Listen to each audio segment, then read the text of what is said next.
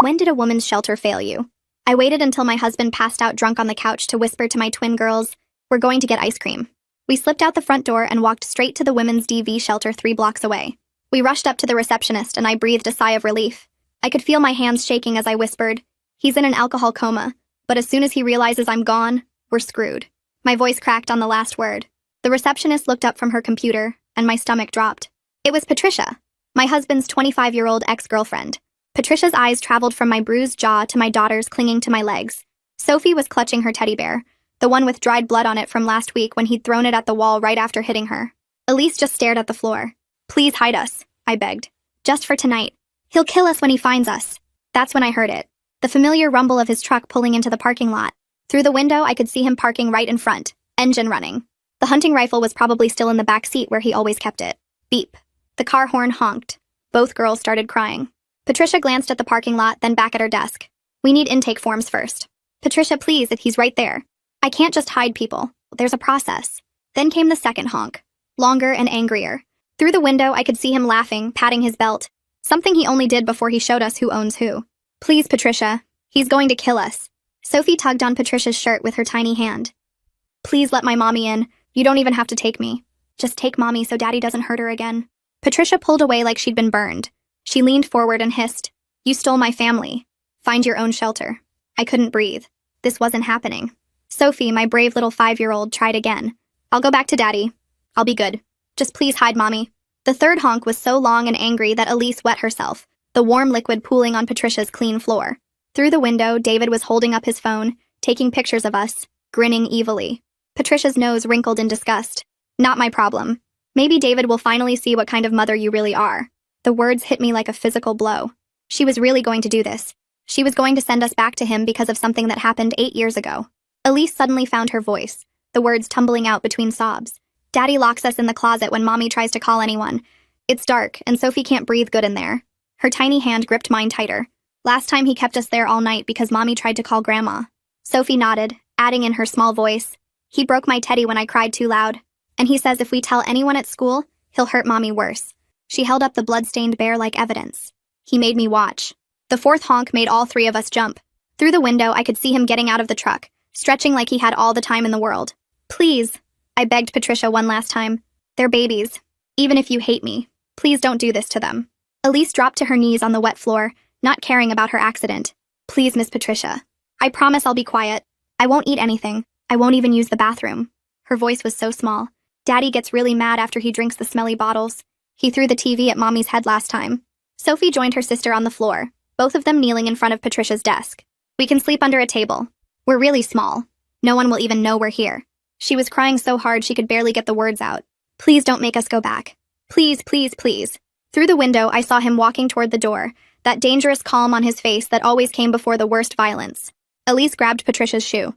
"He has a gun in the car. He said he'd use it if mommy ever tried to leave again."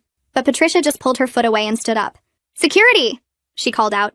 "We have a situation here. This woman is refusing to leave." My legs went weak. He was at the door now, trying the handle, finding it locked, smiling at me through the glass. I grabbed both girls, who were still on their knees begging, and pulled them up. There was nowhere to run. I grabbed both girls' hands and yanked them up from the floor, pulling them so close against my legs I can feel them shaking. Through the glass door, David is leaning back against his truck with his arms crossed, that smile on his face that makes my stomach twist. Patricia stares at her computer screen like we're invisible, like my daughters aren't standing here soaking wet and crying. I realize she's actually going to do this. She's going to let him take us, and something breaks open in my chest. My eyes dart around the lobby looking for anything, any way out, and that's when I see it. Behind Patricia's desk, there's a hallway with a gray sign that says, "Staff Only," in white letters. There has to be another exit back there, a back door, something. Sophie is still crying into her bloody teddy bear, and Elise just stands frozen in her wet pants, staring at nothing. I make a decision right then that we're not leaving this building no matter what Patricia says or does. We're staying inside where there are walls and locks between us and him. Patricia reaches across her desk for her phone and I hear her voice, flat and bored, saying the word security, like she's reporting someone who parked in the wrong spot. My hands are shaking so bad I can barely keep hold of the girls, but I force my knees to lock, force myself to stay standing. Through the window, David honks the horn again, longer this time, and I watch his hand move toward the passenger seat. I know exactly what he's reaching for because I've seen that rifle 100 times, seen him clean it at the kitchen table while he drinks, seen him load it before going hunting. The girls both flinch at the honk, and Sophie makes a small, scared sound. A man appears from that staff hallway, and I see his name tag says Hank in black letters. He's older, maybe 60-something, with gray hair and a security guard uniform that looks a little too big. His eyes are kind, though, really kind, and they move fast, taking everything in. He looks at Patricia, then at me, and my daughters pressed against my legs, then out the window at David's truck. Something changes in his face. His mouth gets tight and his eyes go hard. He pulls a radio off his belt in one smooth motion. Hank speaks into the radio in a quiet voice, calm but serious, giving an address and saying something about a possible DV situation and an armed subject in a vehicle. He says, "Request immediate police response." And I feel something loosen in my chest just a tiny bit. Patricia starts to say something, her mouth opening with that annoyed look, but Hank holds up one hand without even glancing at her. She stops talking. He moves his body between us and the glass door, putting himself right in the middle, and tells me in that same calm voice to move away from the windows. His voice is gentle but firm, like he knows exactly what he's doing. I pull Sophie and Elise toward the corner of the lobby, the spot where the wall blocks the view from outside. My legs feel like they might give out any second, but I keep moving. Hank walks to the door, and I hear the click of the lock turning from the inside. Outside, David's truck door slams open, the sound making both girls jump. Sophie buries her whole face in my shirt, her little hands gripping the fabric so tight. Elise makes this small whimpering sound that reminds me of a hurt animal, and it breaks something inside me. I fumble my phone out of my pocket, my fingers shaking so bad I almost drop it. I open the text app even though Hank already called because I need to do something. Need to help somehow.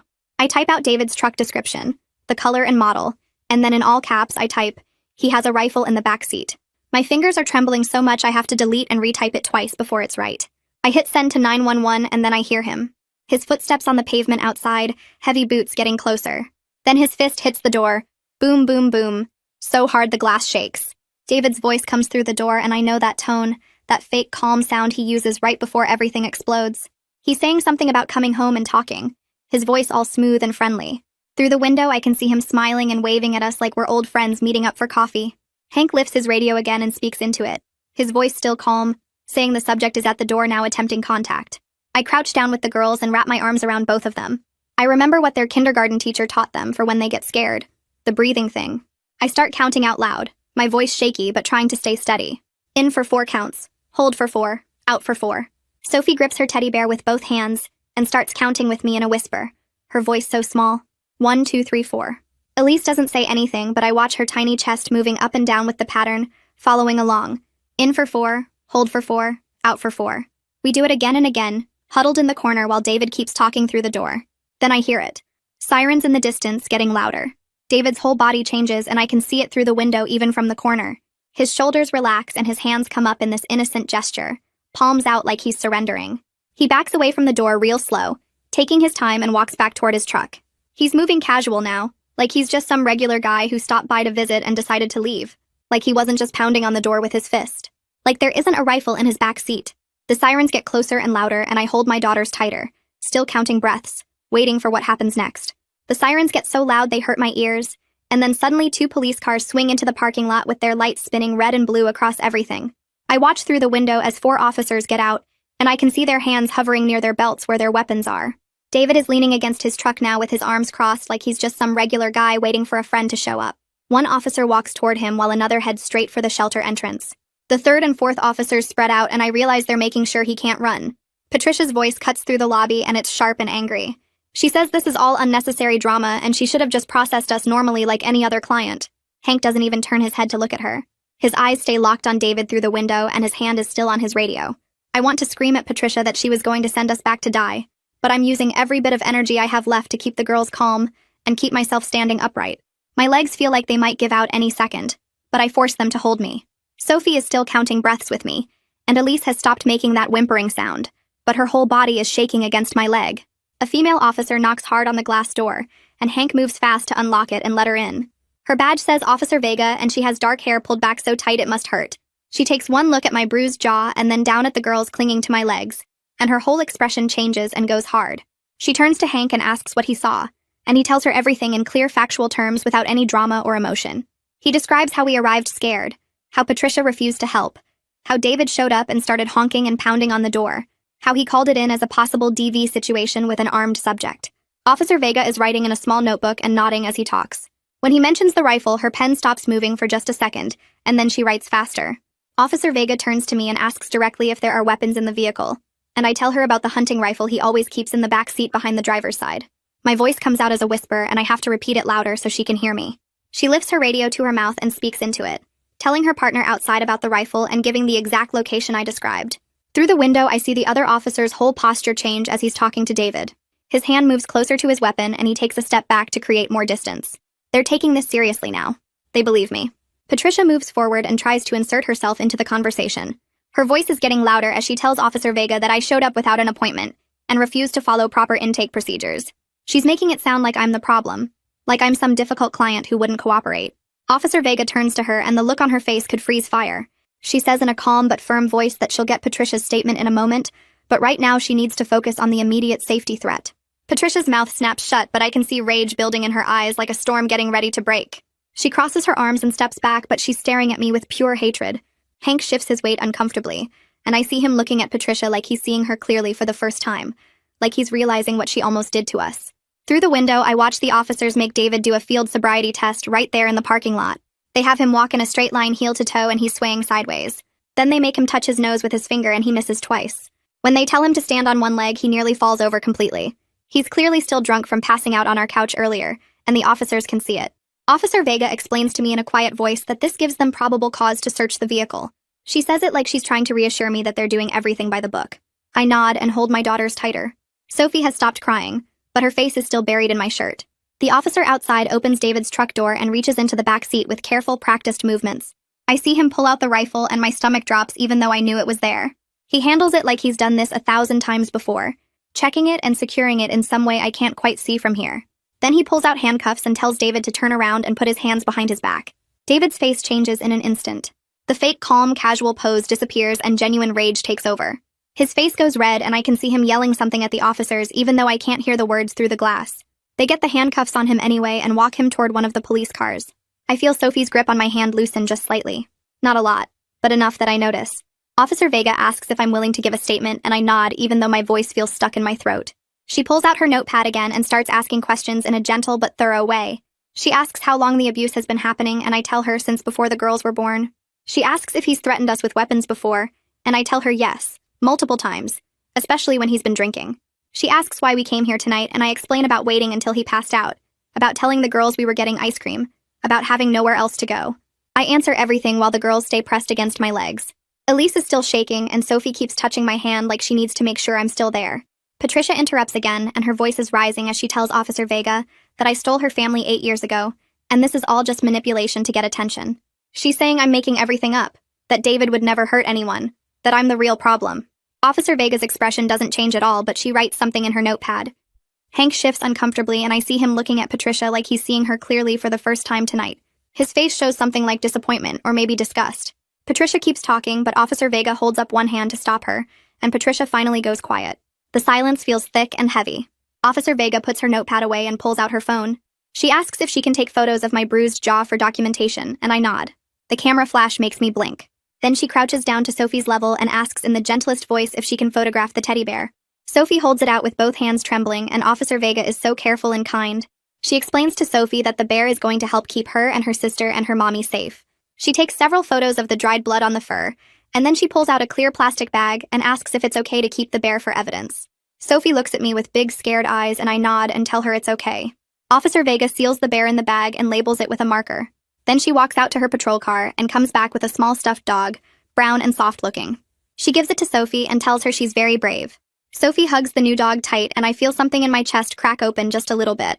Officer Vega puts her notepad away and looks at me with a serious expression. She says she needs to call Child Protective Services because the girls witnessed violence and were harmed, and it's mandatory by law. My whole body goes cold and I feel panic rising in my throat because I know what CPS means. They take kids away from their mothers and I just got us out and now they're going to split us up anyway. Officer Vega must see something in my face because she crouches down to my level and her voice gets softer. She explains that CPS's goal is keeping families together safely, not separation. She says they want to help create a safety plan so we can stay together. I'm still shaking, but I nod because what choice do I have? Officer Vega pulls out her phone and steps away to make the call while Hank stays near us. I hold both girls close and try to keep breathing. Sophie is still clutching the new stuffed dog, and Elise has stopped shaking as much, but she's leaning all her weight against my leg. Officer Vega comes back after a few minutes and explains that we need to go to the hospital for medical documentation of my injuries. I want to argue because all I want is to find somewhere safe to sleep, but she says the photos and medical records will be crucial for getting a protective order tomorrow morning. The words protective order make something click in my brain, and I realize this is real legal protection, not just hiding. I agree to go. Hank speaks up and offers to escort us to the police car through the staff corridor so we don't have to walk past David's truck in the parking lot. Officer Vega thanks him and we start gathering the few things we have. Just as we're about to leave through the staff hallway, a woman in professional clothes walks in through the front door. She's maybe in her 40s with dark hair pulled back and she's wearing a blazer even though it's late at night. She walks straight to the desk and introduces herself as Letitia Campbell, the shelter supervisor. She asks what happened and her voice is calm but firm. Hank steps forward and gives her a quiet summary of everything. He explains about Patricia refusing intake, about David arriving with the rifle, about the girls begging on their knees, about calling police. Patricia is still standing behind the desk with her arms crossed and her face is red. Letitia's face goes pale as she listens to Hank's description. She looks at me and the girls and I see her jaw tighten. She asks Patricia if this account is accurate, and Patricia starts to say something about procedures and intake forms, but Letitia holds up one hand to stop her. Letitia pulls Patricia aside toward the staff hallway, and I can hear their voices even though they're trying to keep it private. Patricia's voice rises and she's saying something defensive about personal history and following protocol. Letitia says something sharp and quiet that I can't make out, but her tone is ice cold. Then Letitia's voice gets louder and she tells Patricia to go home immediately. Patricia grabs her purse from under the desk and storms toward the staff entrance. As she passes us, she shoots me a look of pure hatred that makes me step back. The door slams behind her. Letitia comes back and apologizes directly to me. She says she's arranging for us to transfer to a partner shelter tomorrow, and she'll personally handle the intake. Officer Vega thanks her and says we need to get to the hospital now. Letitia nods and says she'll follow up with us in the morning. The police car ride is quiet. Officer Vega drives carefully, and Hank followed us out to make sure we got into the car safely. The girls sit on either side of me in the back seat, and Sophie keeps touching the stuffed dog's ears. At the hospital emergency room, a nurse sees the police escort and takes us back quickly without making us wait in the lobby. She's maybe in her 30s with kind eyes, and she moves efficiently. She leads us to a private exam room and asks me to describe when each injury happened. I point to the bruise on my jaw and tell her 3 days ago when I asked about grocery money. I show her the bruises on my upper arms and explain those are from last week when he grabbed me to stop me from leaving the bedroom. The girls sit in plastic chairs nearby and they're so exhausted but too scared to sleep. Elise is still in her wet clothes and the nurse brings her a hospital gown and some scrub pants that are way too big. The nurse documents everything with photos and measurements and she's professional but not cold. She asks questions in a gentle way that doesn't make me feel stupid or judged. A woman with a warm smile arrives while the nurse is finishing up. She introduces herself as Clara Hammond from Child Protective Services. I tense up immediately and pull the girls closer, but Clara sits down in a chair so she's at my level instead of standing over us. She explains that she's here to help create a safety plan, not to remove the girls. Her voice is calm and matter-of-fact. She asks if I have family or friends who could help, and I have to admit I've been isolated for years. David didn't like me talking to my mom or my old friends from before we got married. Clara writes this down, but she doesn't look shocked or disappointed. She just nods like she's heard this before. She says isolation is a common control tactic and we can work on rebuilding those connections safely. Clara asks if she can interview the girls separately, and my stomach clenches, but I know I have to let her. She takes Elise first and they go to a small consultation room down the hall. Sophie stays with me and curls up in my lap, even though she's getting too big for that. I watch the clock and count the minutes. Elise is gone for maybe 10 minutes and when they come back, Clara's face looks sad but professional. Then she takes Sophie, who clutches the stuffed dog Officer Vega gave her. I sit in the hospital chair and feel like I might throw up. The nurse brings me a cup of water and sits with me but doesn't try to make small talk. Sophie is gone longer, maybe 15 minutes, and when she comes back her eyes are red, but she's not crying anymore. Clara gives me a small nod that I think means the girls did okay. While Clara is writing up her notes, another woman arrives. She's younger than Clara, maybe late 20s, and she's carrying a messenger bag. She introduces herself as Faye Coleman, a domestic violence advocate. She hands me a burner phone still in its plastic package and a folder full of papers and pamphlets. She sits down next to me and explains that David will probably bond out of jail quickly, maybe within 24 hours. She says I need to file for an emergency protective order first thing in the morning at the courthouse. The way she says it is matter-of-fact but not scary. She's not trying to panic me, just giving me information I need to know. She opens the folder and shows me the protective order paperwork and explains what each section means. Faye sits with me and helps me understand what happens next. She goes through the protective order hearing process and explains the criminal charges against David and talks about safety planning for when he gets out. She's treating me like someone capable of making decisions instead of a helpless victim who needs to be rescued. It's the first time tonight I feel like maybe I can actually do this. She asks me questions about where we'll stay and whether I have access to money and what my work situation is. Requested Reads is on Spotify now. Check out link in the description or comments. I answer honestly even though some of the answers are embarrassing. Faye just writes everything down and doesn't judge. She says we'll figure it out one step at a time. Officer Vega comes back to check on us and she has an update. She explains that David is being held on DUI charges, domestic violence, and child endangerment. The combination of charges means his bond will be higher than usual, but she warns me that he'll likely bond out within 24 hours. She says we need to move fast on the protective order.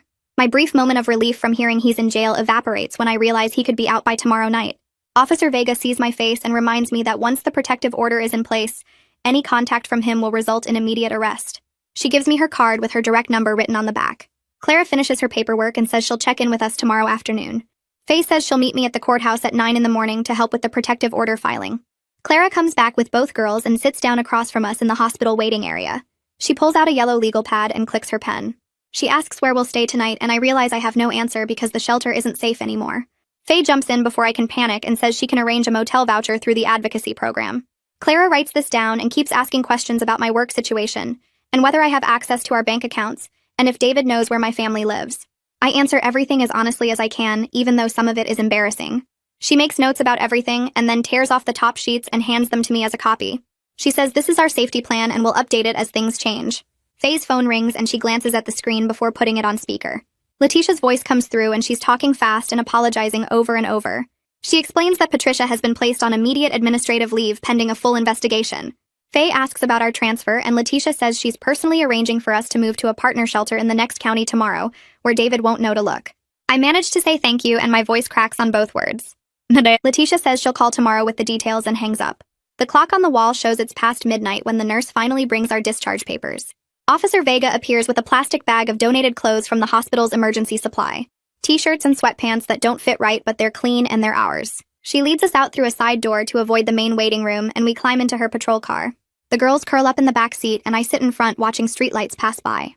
She drives to a motel on the edge of town with exterior doors and a flickering neon sign that says vacancy. She walks us to room 127 and takes the key from me to unlock it. She checks the bathroom and looks under both beds and tests the window locks before handing the key back. She reminds me to call 911 if anything happens, and then she's gone. I lock the door and slide the chain and push one of the chairs under the door handle like I've seen in movies. I check the window locks twice, even though Officer Vega just checked them. The girls don't even take off their shoes before they collapse onto one of the double beds. I sit on the other bed and pull the burner phone out of the package. My hands shake as I peel off the plastic and power it on. I save Faye's number first, and then Officer Vega's number as my only two contacts. My body feels like it weighs 1,000 pounds and every muscle is screaming for sleep, but my brain won't shut off. I sit against the headboard and make a mental list of what we have. The clothes on our backs that smell like hospital and fear. The donated bag with ill-fitting shirts and pants. The burner phone with 2 numbers saved. Sophie's new stuffed dog and Elise's wet clothes in a plastic bag. The folder of papers about protective orders and resources and safety planning. It's almost nothing, but it's more than we had 6 hours ago when we walked out our front door. Sophie and Elise are asleep now, curled together in the middle of the bed like they used to do when they were babies. I pull out the protective order paperwork from the folder and carry it to the bathroom. I turn on the light and close the door most of the way so it won't wake them. I sit on the closed toilet lid and start filling out the forms. My hand shakes so badly the pen keeps slipping, but I force myself to write down every incident I can remember. The time he threw the TV. The night he locked them in the closet for 8 hours. The threats about what he'd do if I ever left.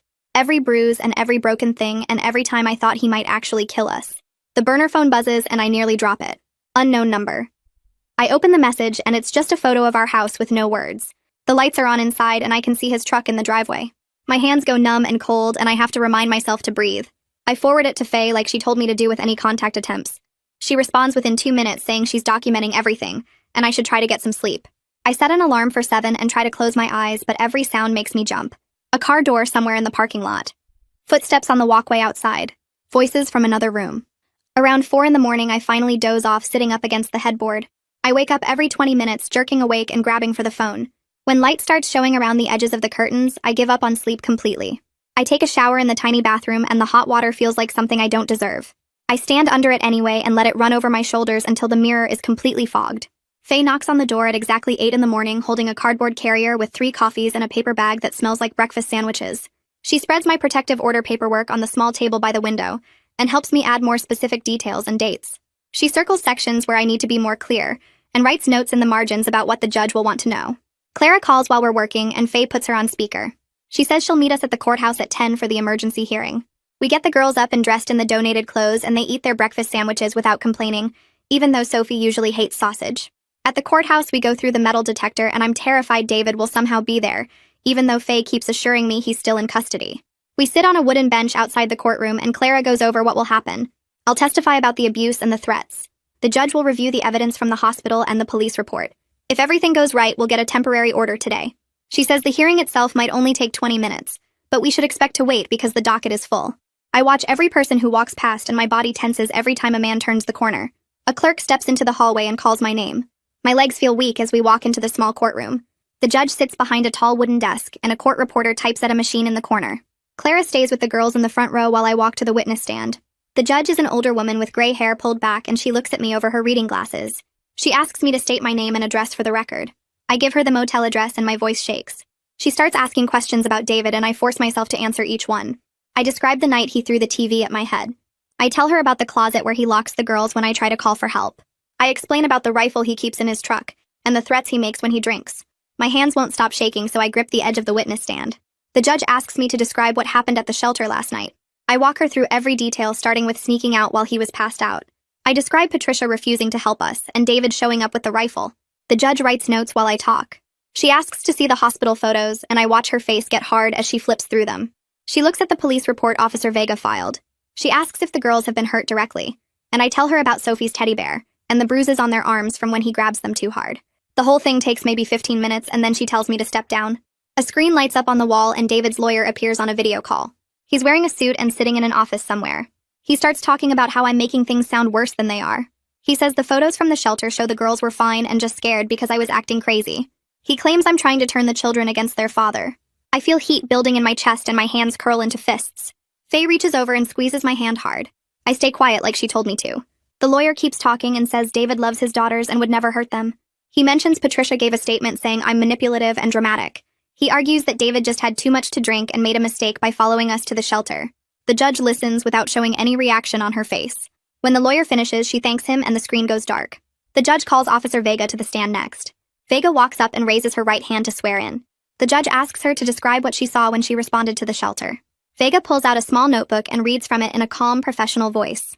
She describes my visible facial bruising and split lip. She notes the girl's obvious fear response when David's truck was mentioned. She explains that David failed the field sobriety test and was clearly drunk. She states that a hunting rifle was found in the vehicle within reach of the driver's seat. She adds that Patricia made inappropriate comments suggesting personal bias against me. The judge asks if the girls showed signs of abuse, and Vega describes the bruises on Sophie's arms and Elise's fearful behavior. She mentions the blood-stained teddy bear that was collected as evidence. The judge writes more notes and thanks Vega for her testimony. The judge looks at her papers for what feels like forever, but is probably only a minute. Then she starts reading from a form on her desk. She grants a temporary emergency protective order effective immediately. David cannot contact me or the girls in any way. He has to stay at least 500 feet away from us at all times. He must surrender all firearms to law enforcement within 24 hours. He can only see the girls through supervised visitation, and only if he completes an alcohol treatment program. I feel tears running down my face, but I don't know if it's relief or just pure exhaustion from everything. The judge keeps reading and adds that any violation will result in immediate arrest. She's setting bond conditions that include GPS monitoring so they can track where he goes. He cannot drink any alcohol at all. She schedules a full hearing for 2 weeks from today. Faye leans over and whispers that this is a really strong order, and David will face serious problems if he breaks any part of it. We walk out of the courtroom, and I'm holding copies of the protective order in my shaking hands. The girls are quiet and tired. Clara tells me she'll check in tomorrow and reminds me to call if anything happens. Faye walks us toward the courthouse exit. Outside on the steps, Letitia is waiting by a concrete pillar. She walks over to me, and her eyes look sad and sorry. She says Patricia's job is being reviewed by the board, and she personally apologizes for what happened at the shelter. She says the shelter failed to protect us, and that's unacceptable. Then she turns, and I follow her gaze to the parking lot. Patricia is standing near a silver car watching us. Letitia walks over to her, and I can't hear what they're saying, but Patricia's face goes completely white. She gets in her car and drives away fast. We take a taxi back to the motel because Faye has to get to another client. The driver doesn't ask questions when I give him the address. The girls fall asleep in the back seat during the short ride. At the motel, I carry Elise while Sophie walks beside me half asleep. Inside our room, I start gathering our few things into the donated bag. We need to pack up and get to the new shelter Letitia arranged. I'm folding the extra shirts when I glance out the window. My whole body goes cold. David's truck is pulling into the parking lot right now. He's out on bond already, and he's violating the protective order less than 3 hours after the judge issued it. I grab both girls and pull them toward the bathroom. My hands fumble with the burner phone, and I can barely make my fingers work. Sophie starts crying and asking what's wrong. I shut us in the bathroom and lock the door. I dial 911 with shaking fingers. The dispatcher answers and I whisper our location as quietly as I can. I describe David's truck and tell her he's violating an emergency protective order that was issued this morning. She tells me to stay on the line and I hear her radio crackling as she calls for officers. Through the bathroom door, I hear heavy footsteps outside our motel room. Then I hear his voice using that fake calm tone that makes my skin crawl. He says he just wants to talk.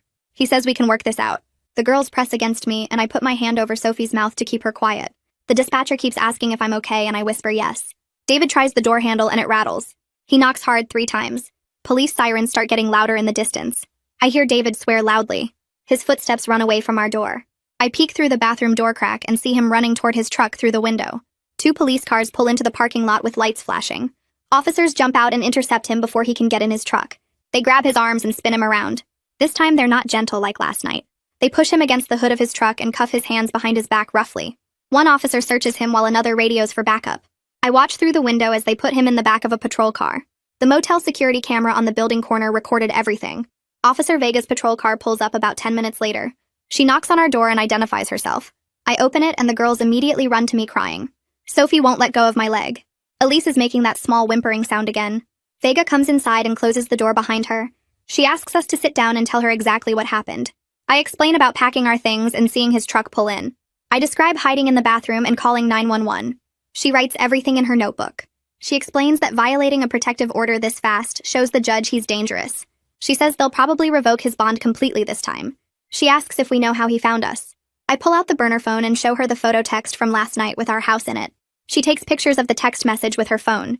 She says he must have followed us from the courthouse or tracked us somehow. She asks if he could have put a tracker on any of our belongings. I realize we left with nothing but the clothes we were wearing and the donated bag from the hospital. There's no way he could have tracked our stuff. He must have followed the taxi. Officer Vega asks if we saw where he got the location, and I show her the photo text from last night. She takes pictures of the message with her phone and explains David must have followed the taxi from the courthouse. She radios for someone to check the motel's exterior cameras. Sophie won't let go of my hand and Elise is shaking against my leg. Officer Vega tells us David is going back to jail with no bond this time. She says violating a protective order twice in one day shows he's dangerous. My burner phone rings while she's still talking and the screen shows Clara's number. I answer and Clara's voice is urgent. She says we need to move to the confidential shelter right now. David clearly has ways to find us that we don't understand yet. She's revising the safety plan over the phone. No school for the girls until we're completely secure. No contact with anyone who might accidentally tell him our location. I can hear her typing while she talks. She says Faye is already setting up transport to the new place. Officer Vega nods when I tell her what Clara said. She offers to wait with us until our ride arrives. The girls sit on the bed holding each other while I pack our donated bag again. We've only been here a few hours, but it feels like days. A knock on the door makes all 3 of us jump. Officer Vega checks through the peephole first. She opens it and Letitia walks in looking exhausted.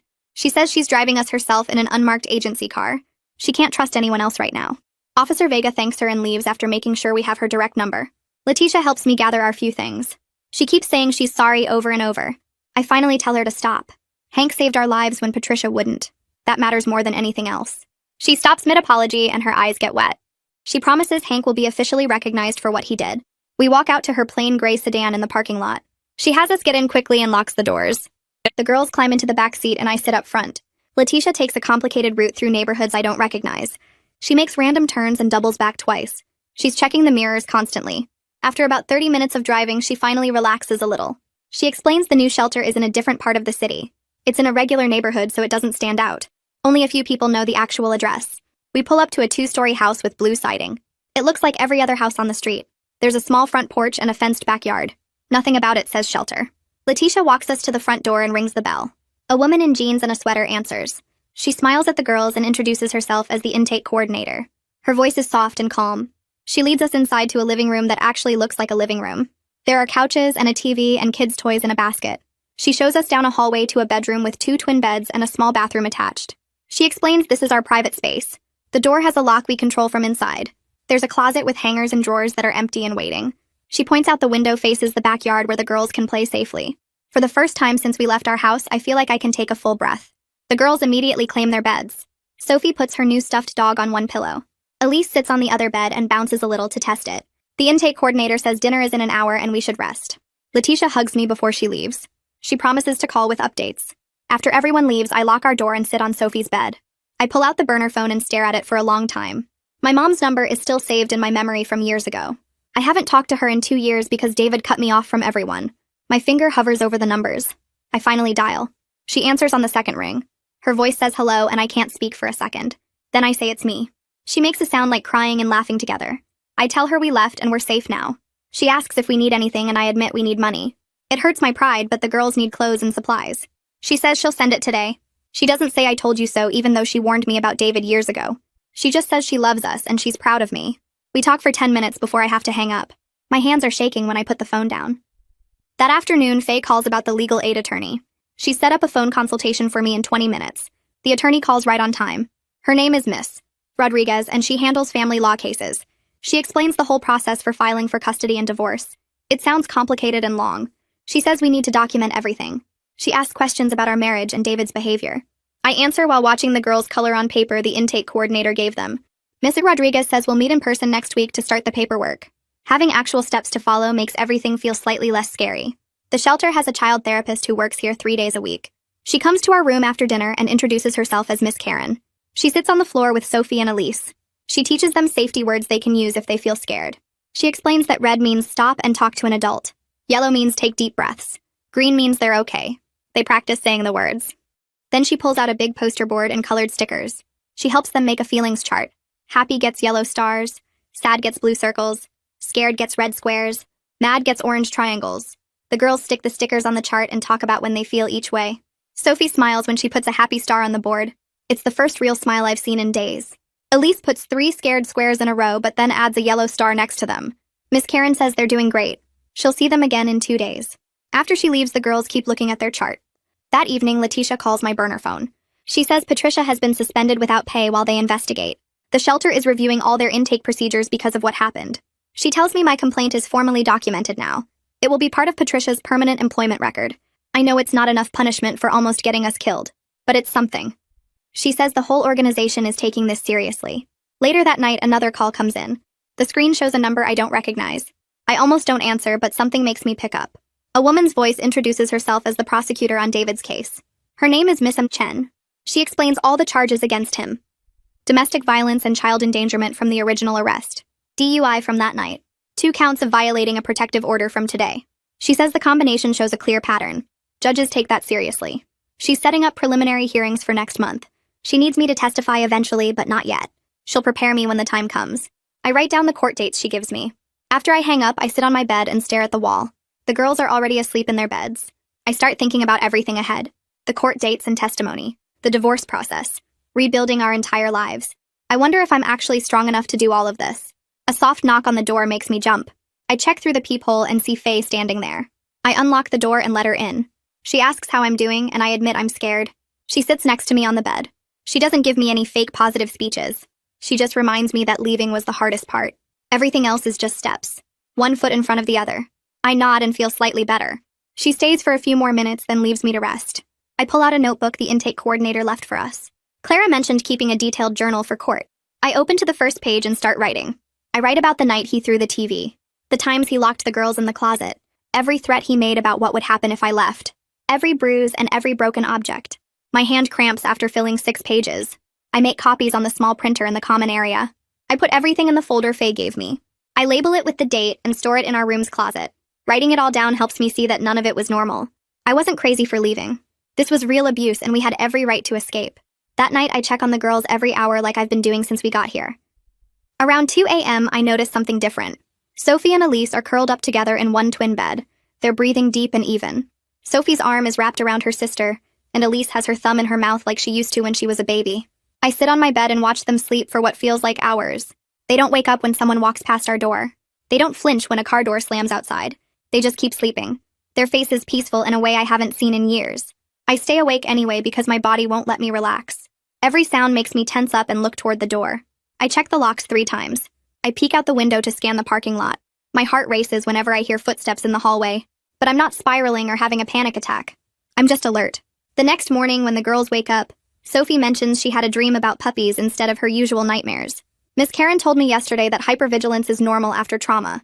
She said my body learned to stay on guard to keep us safe, and it will take time and consistent safety for that response to decrease. I write that down in my journal so I can remember it when I feel broken. 3 days after we left the house, I pull out my journal during the girls' afternoon nap time. I write the date at the top of a new page and start making a list of everything that's happened. The emergency protective order is active and being enforced by the courts. David is in jail with his bond revoked after he violated it. Criminal charges are filed and moving forward with the prosecutor's office. CPS has a safety plan in place that focuses on keeping us together, not threatening to take my girls away. We have secure shelter with support services and counseling for all of us. Patricia faced real consequences for what she did and can't hurt other families now. I read through the list twice and add more details. The protective order covers me and both girls until the full hearing in 2 weeks. The criminal charges include domestic violence, child endangerment, DUI, and 2 counts of violating a protective order.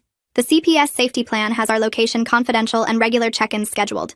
The shelter provides meals, therapy, legal advocacy, and job search help. Patricia was suspended without pay and has a formal complaint in her file. It's not perfect, and I know the legal battle is just starting. But we're safer than we were 4 days ago when we were trapped in that house. I close the journal and put it in the folder with all our other documents. Then I make copies on the shelter's printer and store them in 2 different places. I pick up the burner phone and type out a text to Faye. Just 2 words. Thank you. She responds within seconds like she's been waiting to hear from me. The message says our legal aid appointment is tomorrow at 10 a.m. and the girls have their next therapy session the day after. She asks how we're doing and I tell her we're okay.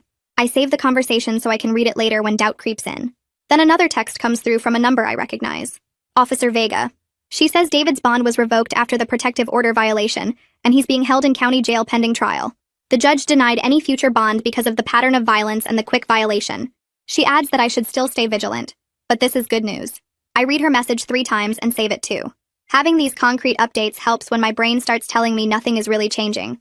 I put the phone on the nightstand and notice my hands aren't shaking. Sophie wakes up from her nap and climbs onto my bed.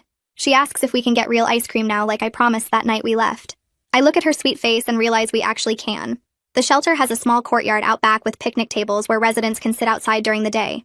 I tell both girls to put on their shoes and we walk down the hallway together. The coordinator at the front desk smiles at us and unlocks the courtyard door. We step outside into the afternoon sunshine, and I feel warmth on my face for the first time in days. Sophie and Elise run to the picnic table and climb up on the bench. I sit between them and we share a pint of vanilla ice cream from the shelter's freezer using plastic spoons. Sophie gets ice cream on her nose and Elise giggles. It's such a normal moment that I almost cry. I know the legal battle is just beginning and healing will take months or years. I know David is in jail right now, probably planning what he'll do when he gets out. I know we have court dates and therapy sessions and hard conversations ahead. But right now, in this moment, we're safe. We're together.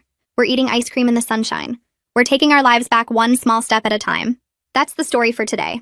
I really appreciate you taking the time to listen, because it makes telling these stories feel special.